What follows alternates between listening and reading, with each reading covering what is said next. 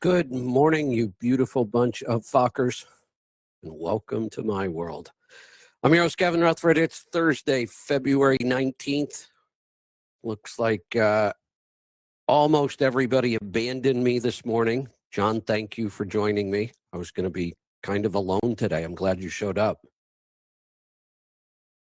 Good morning. We haven't heard from anybody else. I think Henry can't make it. We haven't heard from Joel or Yunsu. So it's you and I today. We're going to have some fun. Yes, I talked to Joel. He's going to try to make it, and that was good. That baby.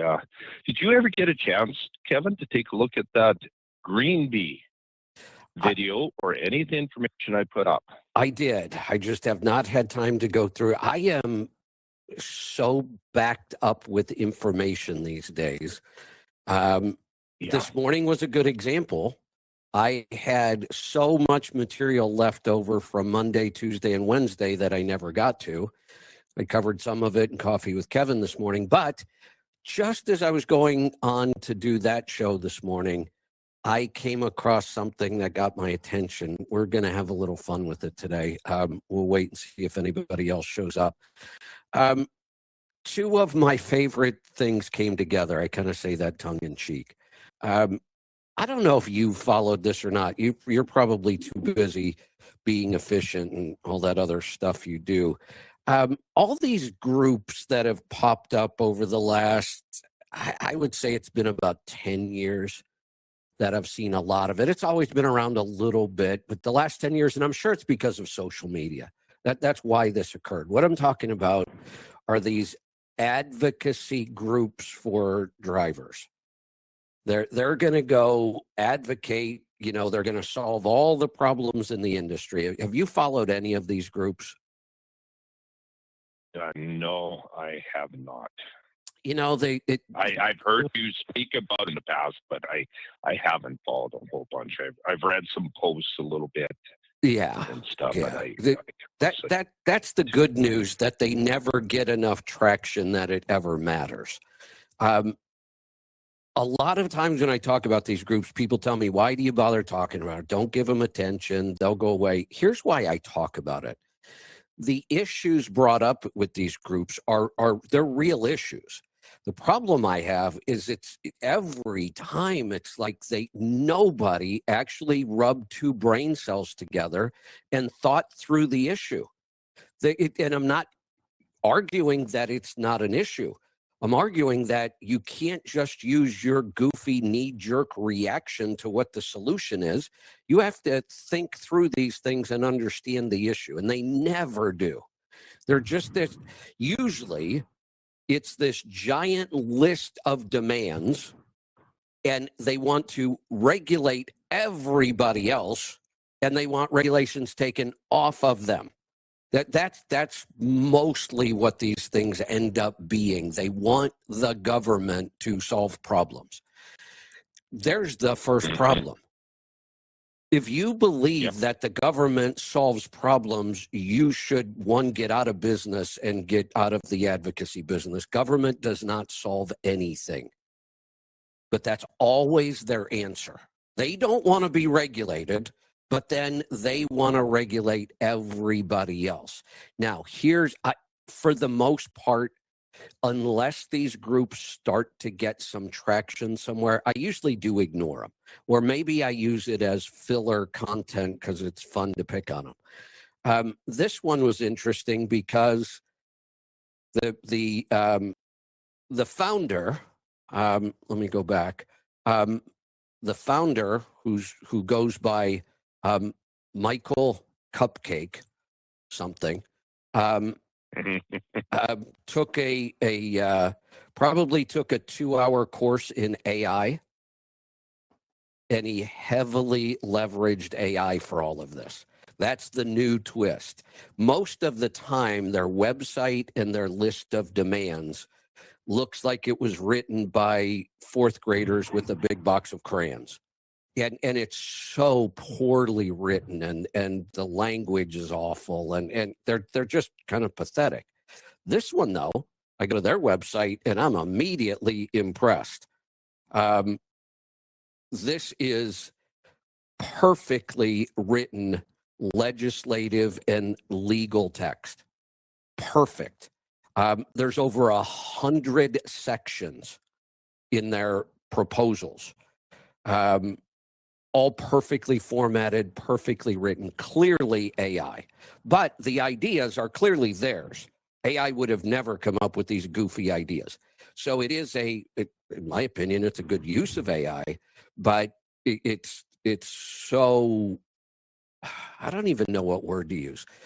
Outrageous, ignorant. The real problem here is just pure ignorance of how anything works in business.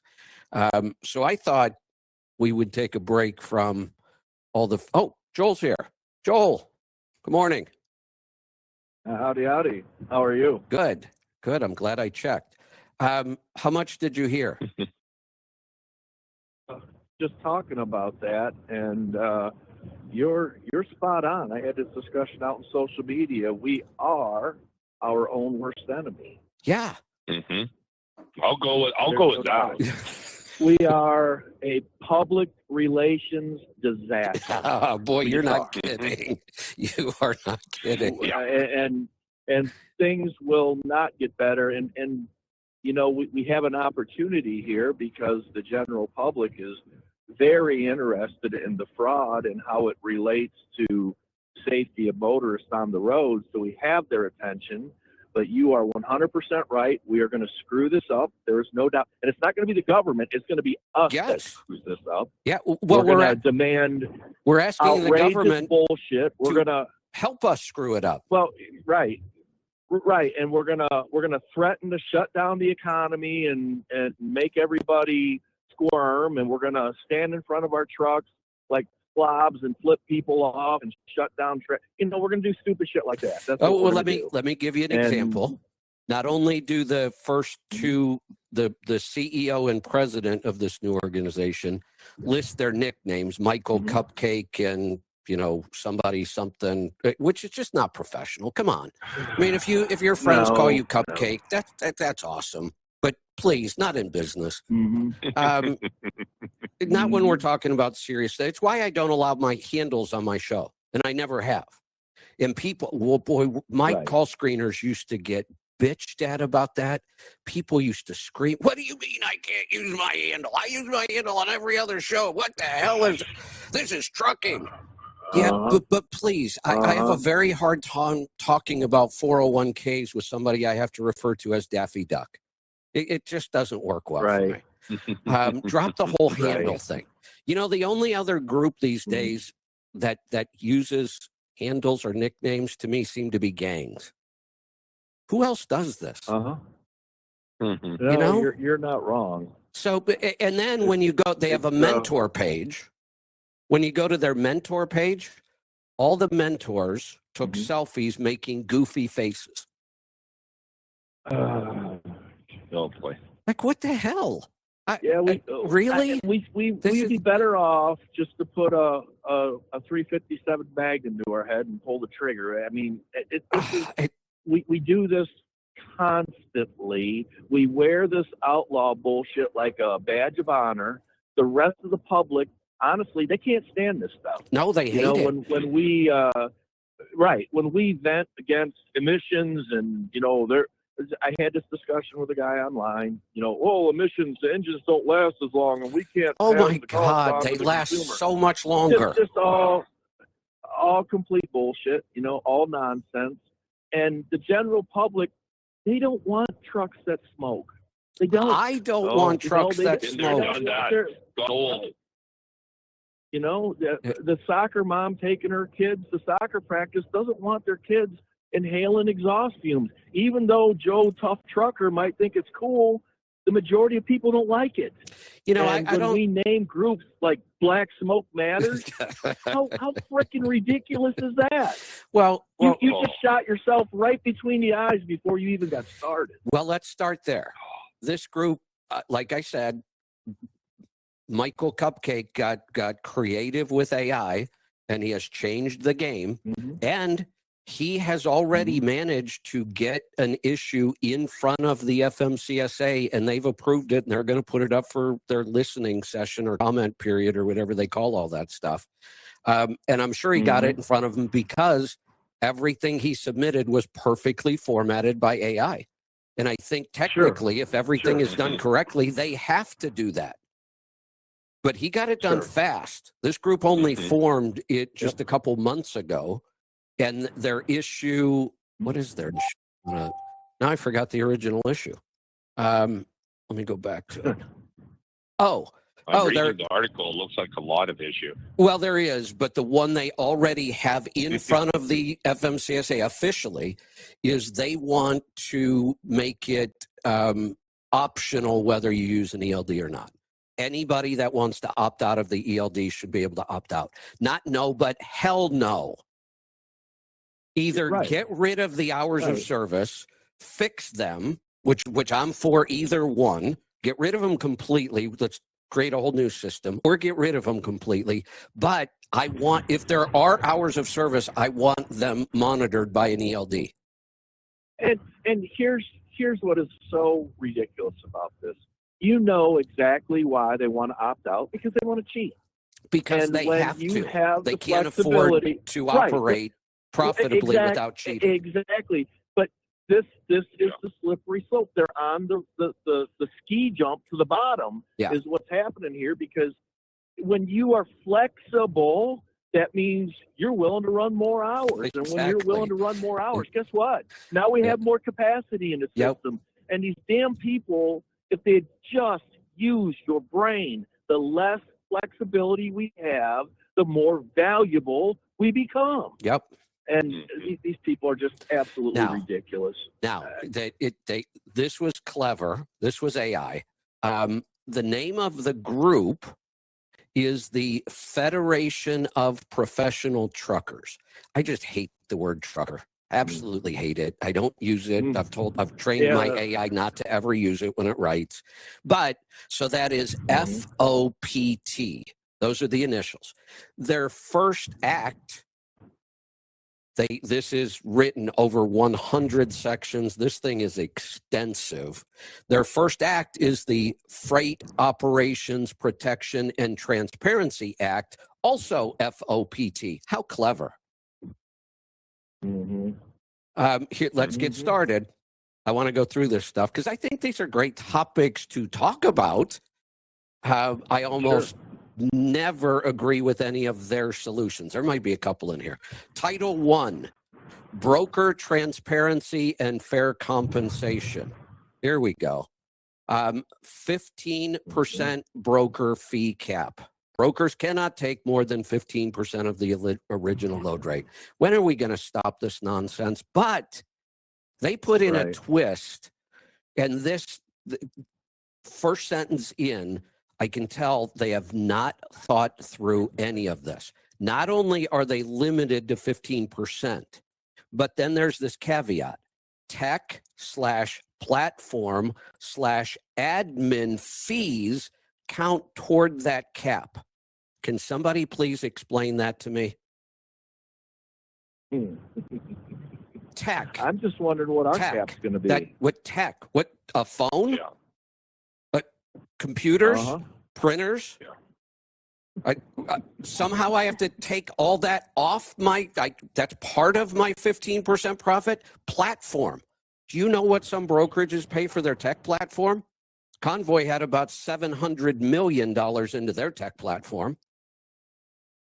Admin fees? What the hell are those? But that somehow, if I'm a broker, I have to make sure that including all of those things, I can't charge more than 15%.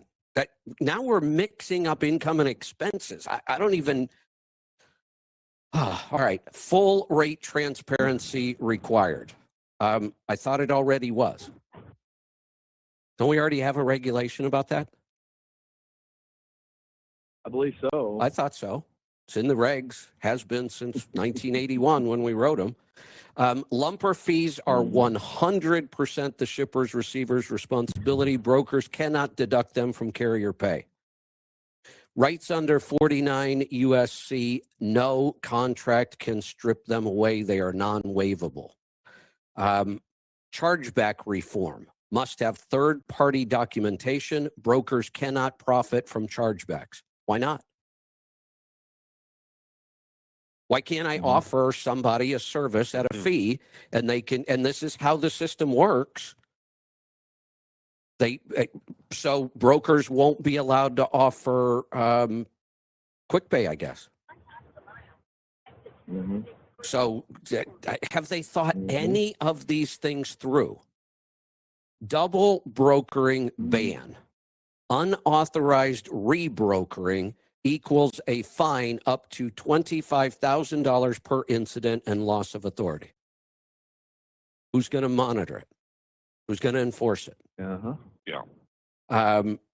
They're very, very big on fines. And as we go through this, the fines keep getting bigger and bigger. Tracking limits. Brokers cannot fine drivers for tracking lapses.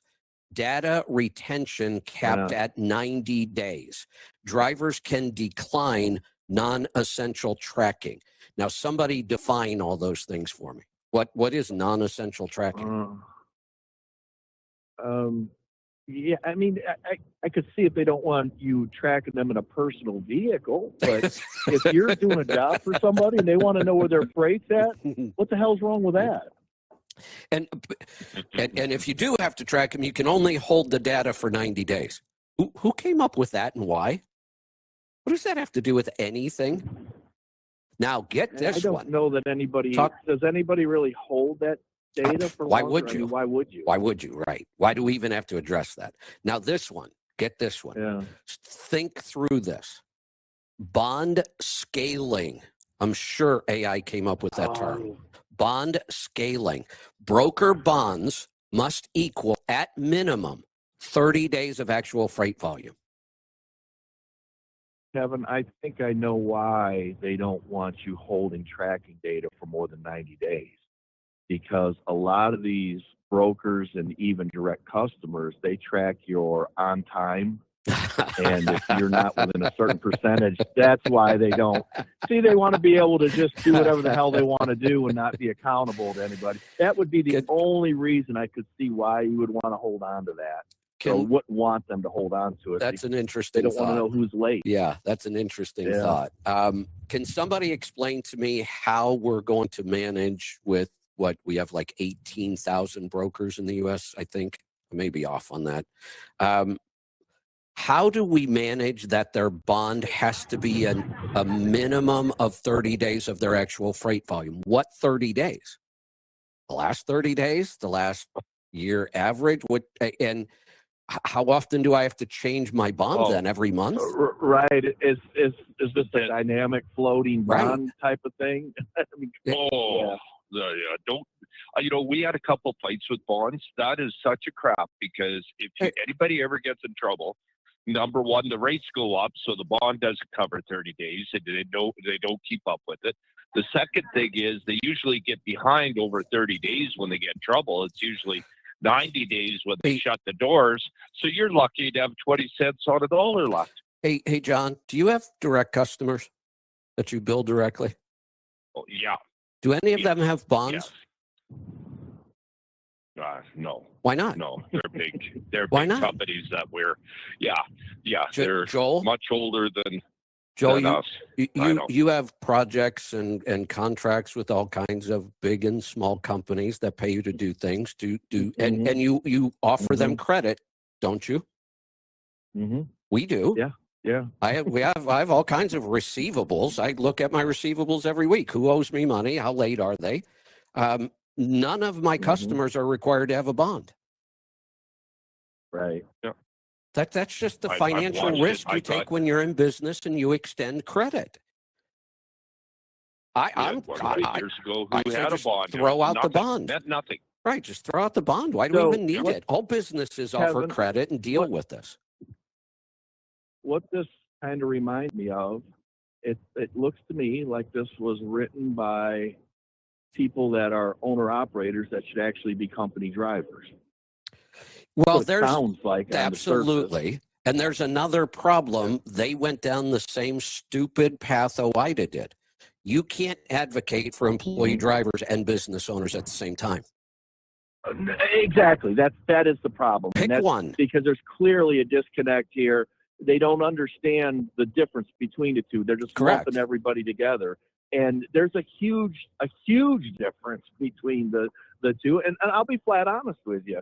As an owner-operator running my trucks and stuff, I didn't want any part of that. That's why I had brought Alec on as a partner. I let him handle that part of it. You know, I wanted to do the efficiency stuff, and I hate that stuff. I truly, some people like you love running the business part of it. Right. I hate that part of it. Right. And this is why, you know, I had huge reservations about becoming a business owner, because I love to focus on the efficiency and stuff like that. And so there is a definite disconnect here on. Well, there's the difference.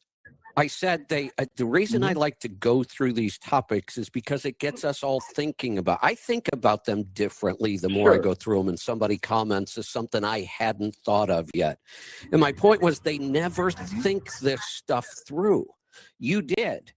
You went through the whole process. You got to do all this stuff to be in business. Oh, I really don't like that stuff. But you know what? I want to be in business. Yeah. Because there's some advantages to it. Well, how can I solve that problem? Oh, I could go partner with somebody who does like to be in business and run numbers. Exactly. You thought it through. You came to a solution. You applied the solution. And look, you're succeeding.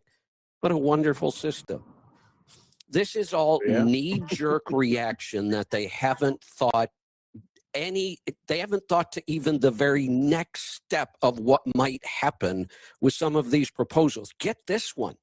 Now, let's start off by saying the FMCSA is mandated by law to audit carriers in a certain time frame, aren't they? Supposedly, yes. The last number that I saw was they had failed to meet 93% of those audits. Does that sound right? I think I saw that somewhere.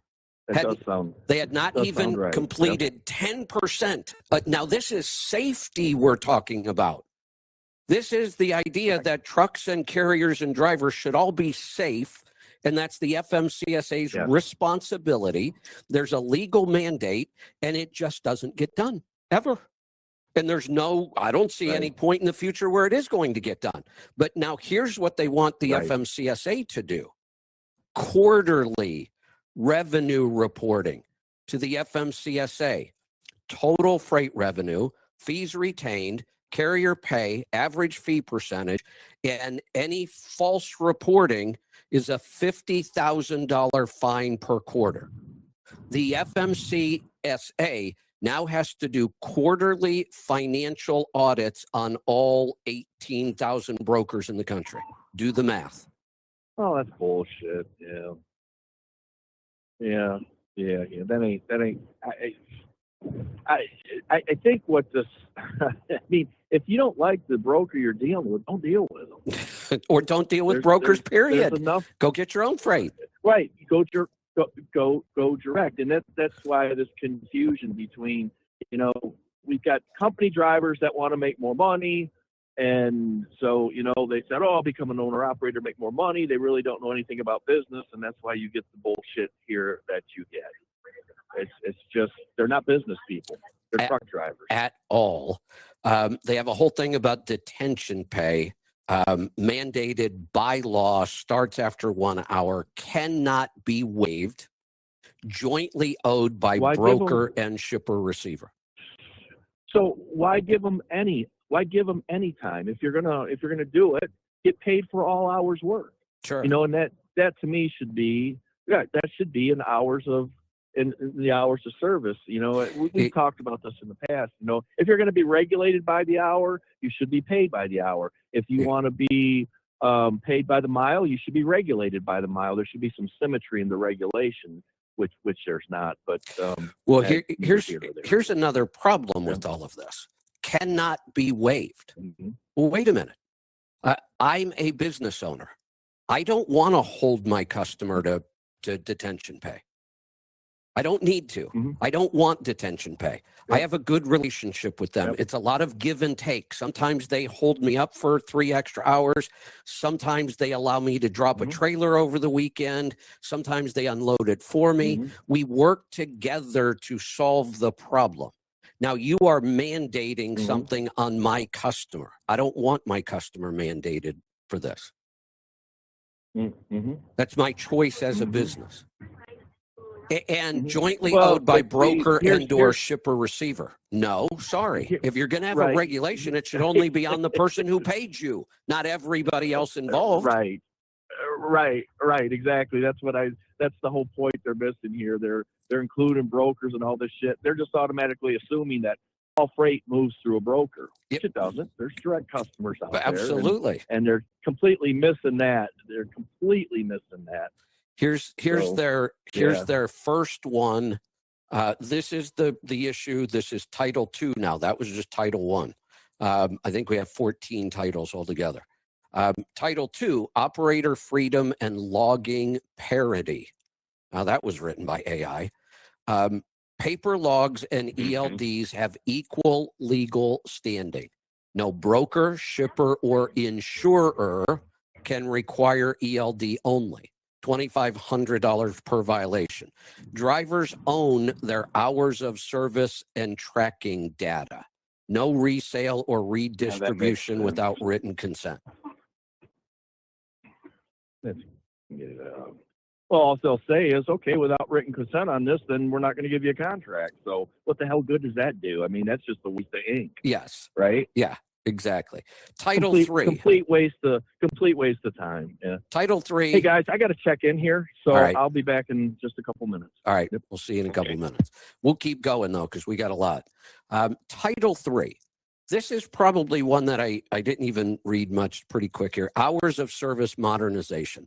Flexible split sleeper options. Okay. Resets the 14-hour clock. Take away the 30-minute break. We could go back and forth and argue hours of service till we were blue in the face. We didn't change it for like 40 some years. Maybe it was even longer than that, 60 some, I think. And then we started changing it and we haven't stopped and we've made a mess of it. I could say, let's just go back to the way it was prior to 2000 and be done with it. Because we just keep arguing. No matter what set of rules somebody comes up with, the next group is going to argue those rules too. So I'm just going to skip the hours of service. Title IV, plain language DOT. All DOT FMCSA regulations rewritten in plain English within 18 months. I don't even know what to say about that. Then, for some reason, they want them published in English, Spanish, and French. Well, you're missing one. Which one? Yeah, keep going. I know what you mean. Enforcement officers must be trained in both the CFR and plain language versions. That's an oxymoron. Things are written in legalese for a reason, because we have legal frameworks that require that. If you write it in plain English, it misses the nuance, but the officer needs to know both. So I guess we as drivers can't be burdened to try to understand a contract. It's not that difficult. Title V, CDL training and school reform. I would have a hard time arguing any of this. This kind of stuff I could get behind. Better training requirements. Now, whether or not they're showing 160 to 240 hours of instruction with at least 50% of that behind the wheel.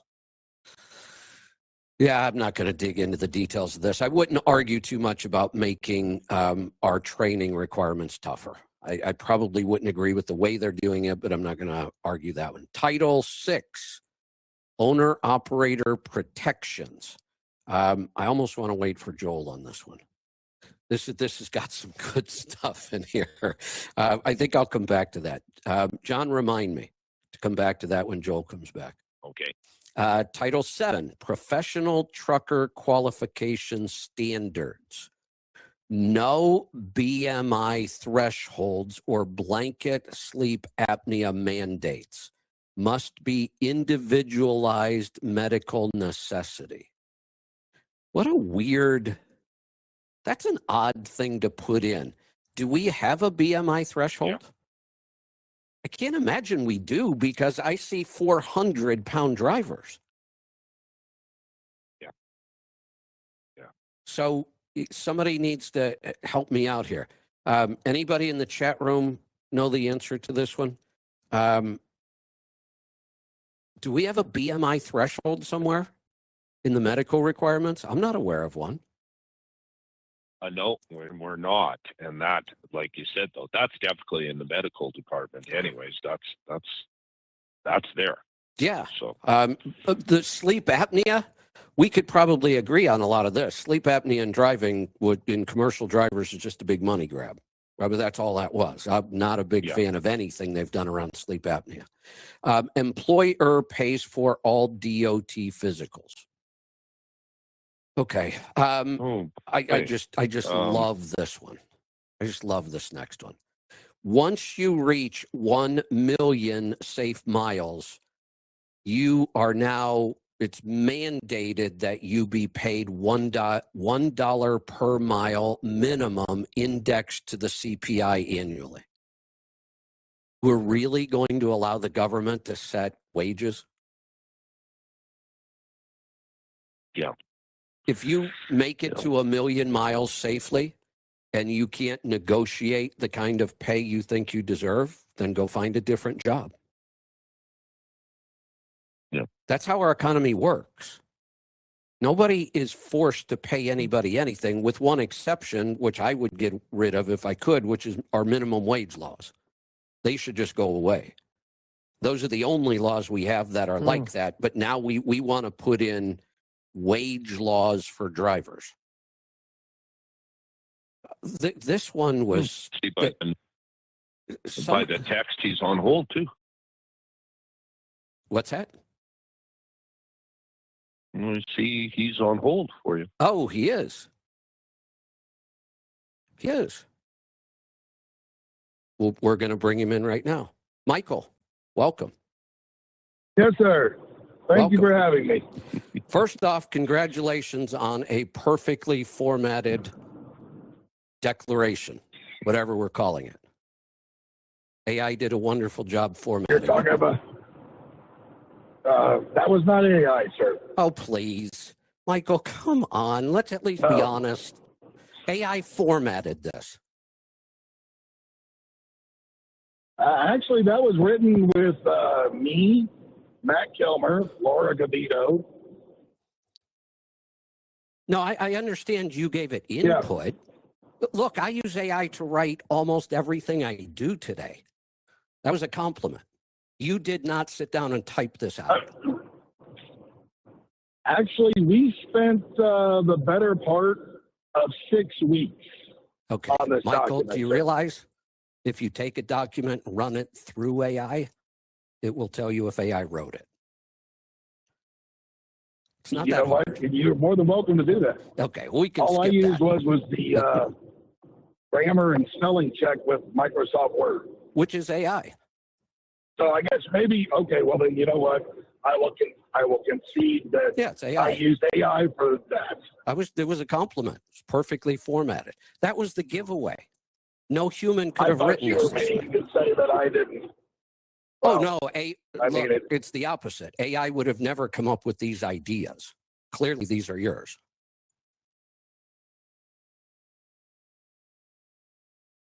Let's start at the top. So I understand that you have a question. All right. Let me see what I can do about answering your questions. 15% broker fee cap. Why? To be honest, sir, that was one of those ones that was put in there to kind of appease. It's number one. Some of the industry. It's number one. I understand that. I get it. Well, I know. explain that to me. And what part of the industry are you trying to appease? We're trying to bring the entire industry together, sir. And I understand that there are people on one side of it that are at 15% or 10% or whatever. And then there's others of us that are not. Me, myself, personally, if you look at any of my videos I've ever made, I do not agree with a broker cap. Michael, aren't you the CEO? Though, yes, I am. Don't you make the final decisions? Yes, I am. Well, this is not a dictatorship here, sir. That's the problem. We sit here and That's a problem. we come up with these groups need leaders. No, see, I wouldn't say that. You've already compromised your integrity. I am the leader. And you've already compromised your integrity by saying, I don't agree with this, but it's our number one demand. Well, this is the thing. We have 60% is what we are perfectly acceptable of getting out of that document. Stop the numbers. We only get 60%. Hold on a second. Drop the numbers. Let's not even talk about numbers. Okay. Why should the government be allowed to dictate what any business is allowed to charge? Are you willing to allow that same government to dictate your profit margin? No, and this is why I've said what I have said. Then why is it the number one demand of your organization if you don't agree with it? You are losing credibility really fast. I didn't think it would go this fast. Our number one demand, our number one demand is not that. This is a document that was released to kind of give an idea. Title I, and it's the first bullet point. Like to see changed.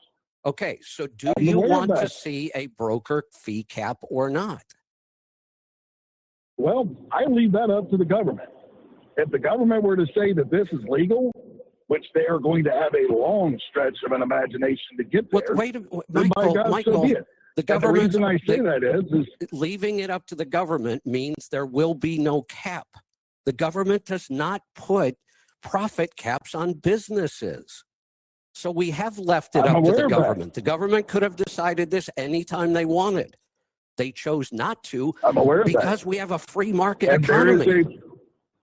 Now, since you're demanding it, I have another question. I haven't submitted anything to the remote of that. That is actually one of the last things that we even want to try to tackle. Then why is it Title I first bullet point? Why is it in your document at all if you're now saying you're not going to push for this? Take it out then. I did. Well, this is the thing. We've had many lengthy discussions about this. Well, let me ask you one more question about it, then we can move on. Because you're not even giving me a good answer. Let me answer, sir, or are you just going to keep running over it? You've given me the answer. You don't agree with this. It's way, way down your list. You're not even sure if you're going to push it or not. Mm-hmm. And then you've asked questions that I've tried to answer, and you keep asking questions over me. Because I got your answer. So, we don't need to keep going over the answer. You've made it clear. This isn't a big deal, even though it's the first thing. But let me ask you this, because I'm confused. I'm going to read right from your document. Brokers cannot take more than 15% of the original load rate. Then it says tech/platform/admin fees count toward that cap. Please explain that to me. Well, I mean, it's there. If you're going to say it's a 15% cap, you can't add any extras. To put it in layman's terms. But you specifically spelled out tech platform admin fees. What does that mean? Yes. So now my operational cost, my biggest operational cost, I have to exclude? Where is a broker going to make profit at this point?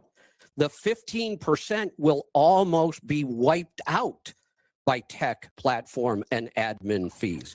If you understand broker margins and numbers, this would leave them with about 3% of the total rate to run their business on. It's a physical impossibility. Can't happen. There's no profit left. It says any attempt to disguise. No, it doesn't. Yeah. What is an attempt to? Wait a minute. You're still saying I have to deduct my biggest cost of operation. It's not a gross rate you're giving at 15%. It's some modified gross net that is completely confusing. Tech. Okay. I can't include tech in this. Does that mean phones, computers, printers, platform? Do you know what Convoy invested into their platform? $700 million. You're trying to make it your business. $700 million they had invested into their platform. They're not allowed to. Well, actually, the only thing that we have submitted that has anything to do with this, sir, is a pre-dispatch disclosure petition. No, it says a 15% broker fee cap. I'm reading it. Yeah, you're looking at a document that is just an idea of some of the things that we would like to attempt.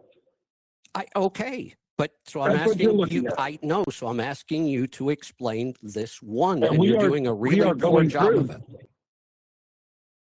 Well, this is the thing.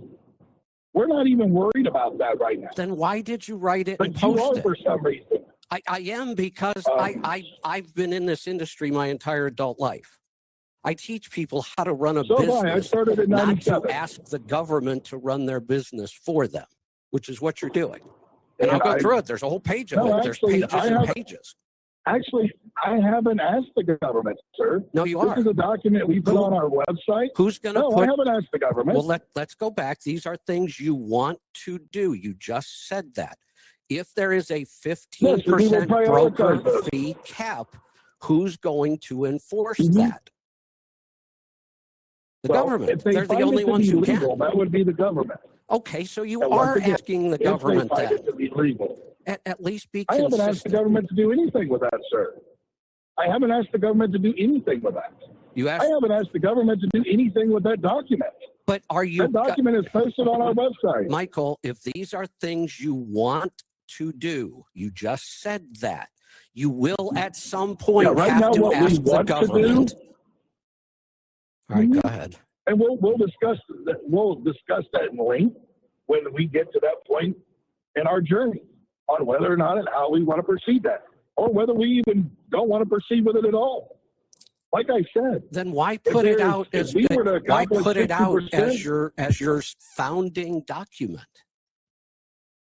So, Kevin, can I jump in here for just 1 second? Please. So one of the things that I've learned in business over the years, so it's like this is a brainstorming type of document. And there's nothing wrong with that, except when you brainstorm in public, now you're telegraphing every thought that might be running through your mind, and you get crucified. And that's essentially what's happening here, because some of these ideas may not have been thought through completely to the end. That's my point. Man, I've got this idea. Let's kind of build it. And this is where we run into a huge PR problem, because we get guys that brainstorm. And listen, more power to you. You're thinking about this. We may not agree on the ideas. We may not totally agree on how any of this is happening, but you're thinking about it, and you're looking for solutions, and you're looking for ideas. But that needs to be internalized until it's really gone through and really the bugs and the kinks. I have ideas all the time that, I'll throw out, like with my brother, and then he'll have 15 reasons. He's like, "What are you, smoking crack? You got to think about this, this, and this." And I didn't think about it. It was a great idea to me on the surface. And this is where we run into a lot of trouble. A lot of times we brainstorm out in social media, That's a good point. It can kick you right in the ass. You know what I mean? We got to be very careful. I'm going to disagree, and I'm going to disagree. And the reason why I disagree is this: because we're not the end-all, be-alls of knowledge inside this industry. And if somebody were to come in to our email or into our chat, and they look at something, and they see where there's something on there that says this, that, or the other, we research it. With you. We get better. I'm not saying that I'm perfect. I'm not saying that this is what we're going with. Well, Michael, what we put it out there is an idea. Once again, I said this multiple times. These are ideas. Well, let's talk about it. Okay, so the thing of it is this. Well, and this is the thing. We've had this discussion inside of our board about this 15% and this broker cap. Because one thing about it is a very hot topic on the social medias. And when it is a very hot topic, we put it out there for discussion. We've talked about this. We went from 8%, 20%, 10%, 15%, get rid of the damn thing altogether. Do you really know what you do with it? No. But this is the thing about it. I've had individuals that have came to me in lives and others that have challenged these ideas. And this is why this idea has not went any further than where it is in a document on our website. Okay. That's why it hasn't went any further. That was my point of all this. But you're chewing on this thing like it's the fat of facts. Because I've seen it 100 times and I couldn't disagree with it more. I can't imagine how you could sit down and talk about with business owners, talk about this topic intelligently, go through all that stuff you said. We looked at different rates. Why didn't you come to a decision? This one's really clear on me. In a free market economy, the government should not be setting rates for anybody. I'm shocked that you didn't come to that conclusion. I understand that. Well, we did multiple times. This is the thing, though. If there's somebody out there that could prove the point, then so be it. Right now, prove what point? In all the research that I've done, if you'll let me finish, in all the research that I've done about it, there is nothing that the government can do to cap a broker or to set a rate or floor like what wants to happen with this after dot that's out there. Nothing the government can do to make that legal. So is it a talking point? Yes, it is. Could it maybe happen? From what I've seen, no, it can't. Okay. The fact that you're stuck on one little thing in there, I'm not. because our main thing right now, we'll move on. Well, you've been stuck on it, sir. I hate to say this, for 12 minutes now. But it's and my, you know what we're mainly going at right now? show. Well, let me just say this real quick. Well, I get that. I'm just going to say, the main thing we're on right now is, one, the comment period for the ELD versus paper exemption, and two, the petition that we're trying to move forward to remove sexually dangerous persons from being able to hold a CDO. Those are our two things that we're focused on right now. Wow. Are there other aspects inside of that? Yes. Right now, we are focused on those two things. So what I'm wondering about, because you said that you wrote this document, you and the group, this is a very, very extensive document. You put a lot of work into this. And what I'm doing is exactly what you just went through that whole spiel about. These are just ideas. Let's talk about them. That's what I'm trying to do. So let's talk about it. You have a huge audience here, by the way. So if you want support for this, this is a great place to try to get it. And I'm giving you the chance. So let's move on. We'll skip the broker cap. Full rate transparency required. It already is. Are you aware of that? It's been required since 1980, 81, whenever we deregulated. Full rate transparency is already required. You're talking about the 371.3 that everybody's got a hot topic on, yes? Well, hot topic or not, it's the regulation. I know. I've made many videos about it explaining how that works. So why are you asking for rate transparency when it already exists? Well, that's going to be another one like that broker cap there, Kevin. Okay. All right. We'll skip that one too. Rights under 49 USC, no contract can strip them away. But why not? I own a business. I decide to enter into a contract with my customer. That's my choice, my option. Why do you want to take that away from me as an option? Are you talking about, which one are you talking about? I'm assuming the rate transparency, because the way brokers have gotten around that requirement forever is they just waive it in the contract. I'm the one signing the contract. Well, it's my business. Why can't I waive that if I don't want to enforce that on my customers? Because actually, that is a regulatory obligation and nobody has the ability to waive you might a need regulatory obligation. You might need to go research that because the Supreme Court disagrees with you. It's already been adjudicated. Actually, no. Okay. If you have a regulatory obligation, you're not able to waive a regulatory obligation. Yes, you are. It's been determined by the Supreme Court. I can waive 395 if I want. I can waive all the hours of service regulations if I want. I don't have to follow any of those regulatory obligations. I don't have to follow the Federal Drug and Alcohol Clearinghouse regulation. Yes, I can waive that if I want. Because wait a minute. This is why we take said that I can go through and do that on the specific case we're talking about. That there are not blanket regulations that can cover every instance. That's why we have Supreme Court cases. The Supreme Court has ruled many, many times on different contractual issues that you can sign away certain regulations.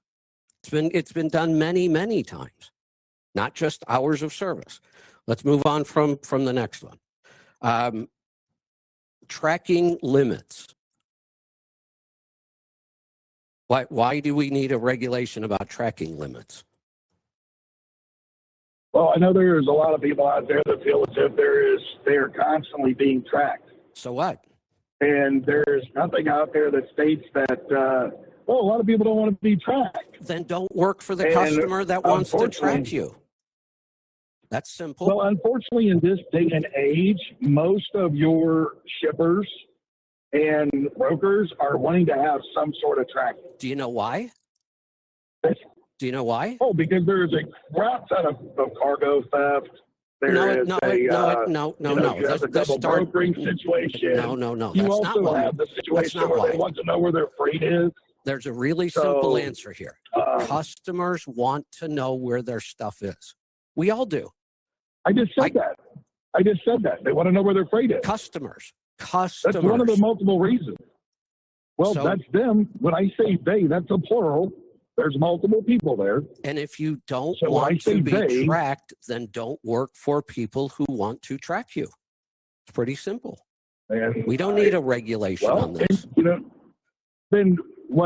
Actually, the problem is a lot of times is those trackings continue after the load has been delivered. So what? And that's what we want to stop. Don't do that. But that's not what you're saying. So maybe you need to go back. Let's move on. That was not that important either. This one I need you to explain to me. Explain to me what bond scaling is and how it would work. So our idea with the bond scaling is this. You have small mom and pop brokers that might move, we'll just say 40 loads a week. All right. And we all know that right now the only requirement for the bond is $75,000. Now we also have massive brokerages out there like C.H. Robinson, Uber, Landstar, things of that nature. They only still have to have a $75,000 bond. But they're moving millions of dollars of freight. What happens on a surety bond if they only have $75,000 in coverage and they go belly up and in effect thousands of small mom and pop carriers because the only bond requirement they have is $75,000? That is what the bond scaling is about. So tell me how this is going to be calculated and enforced in the real world. Oh, we haven't even gotten that far yet with that. And okay, then I'll give you an easier one. Why do we need a bond at all? I've been in business my whole life. I extend credit to big companies, small companies, individuals. If they don't pay me, I'm just screwed. I don't have a bond to back up any of that credit I've issued. Why do you need it? Oh, well, this is a protection for small mom and pop carriers. I'm a small mom and pop business myself, but in business, we extend credit to people by choice. And if I fail to do my due diligence and somebody doesn't pay me back, I can't go file on a bond.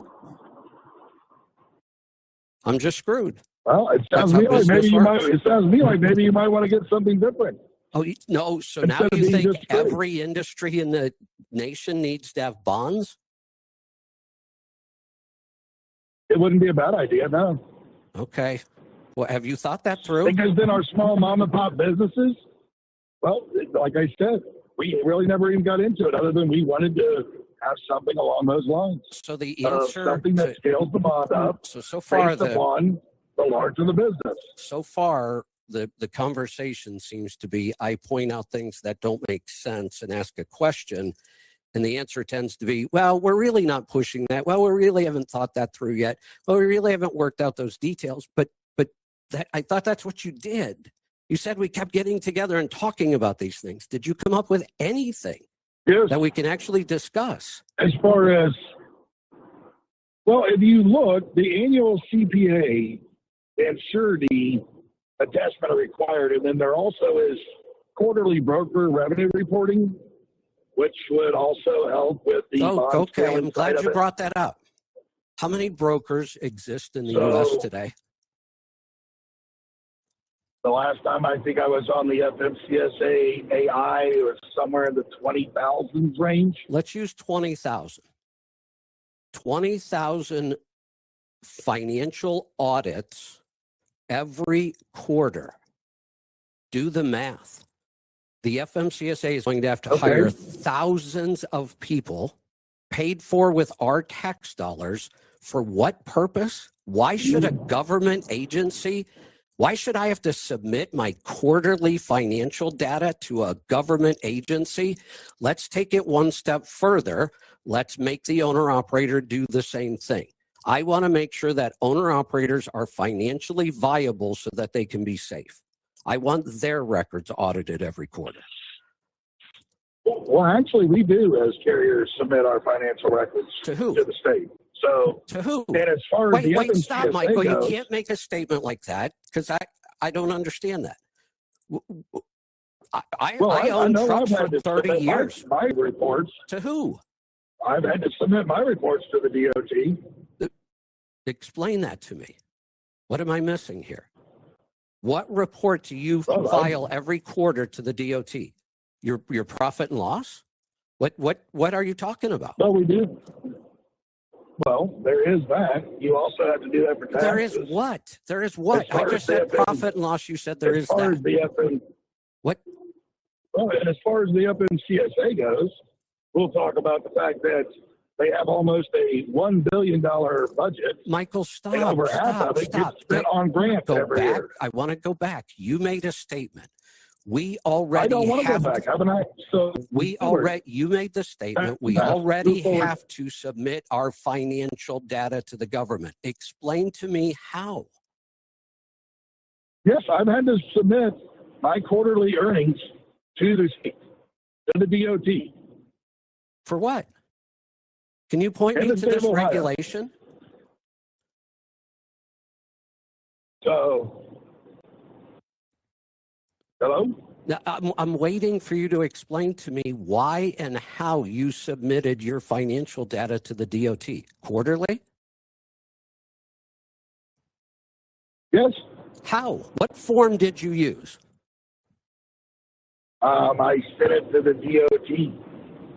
They asked me, and I just pulled my records out of QuickBooks. What record? Oh, QuickBooks. So your financial data, you were required to send it to the DOT. Why? I don't remember what it was, but I do remember sending it. Yes, they sent a letter that said I had to submit my earnings. But you don't know why, and you never asked. That was a few years ago, and I don't remember. Well, I could probably go back and look it up, but I don't keep everything on me. So that was a giant red herring, and honestly, I don't believe you. But we'll skip. But you're asking businesses to submit full financial data every quarter. Are you willing to do that as well? Well, I kind of already do that anyway. No, you taxes, don't I? Brokers all file tax returns too. Think you should there probably. You go. So we don't need this one then. Why don't you just delete this one now? We just determined we don't need it. Why don't you just get that one off your list? We don't have to argue about it. This seems to be the answer to everything I question. Oh, well, we're really not. That's really not important. We're really not pushing that anyway. Let me get to something that maybe you are going to push. I don't know. Hold on. Because there were some other ones I had some real questions about. Lease purchase reform. No balloon payments in a lease purchase. Why not? Balloon payments are a financial tool that can be very useful. Why would we eliminate a balloon payment?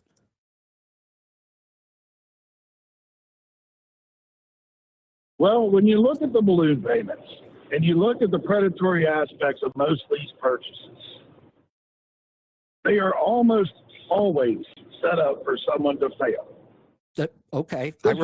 Michael, I wrote the book on this, by the way. Okay. I wrote a book on lease purchases. I'm one of the biggest critics in the industry on lease purchases. But your rules about lease purchase make no sense. I have no problem with a balloon payment in a lease purchase. Honestly, I don't have any real problem with lease purchases. They suck. They're horrible for the driver signing them 99% of the time, even if they're really, really well written and good, they're still a bad idea. Hi, I'm Kevin Rutherford. If you like this video, hit like and subscribe or leave a comment below. It really helps us get the show out to more people. If you'd like to get the full show, ad-free, you can sign up with the link below.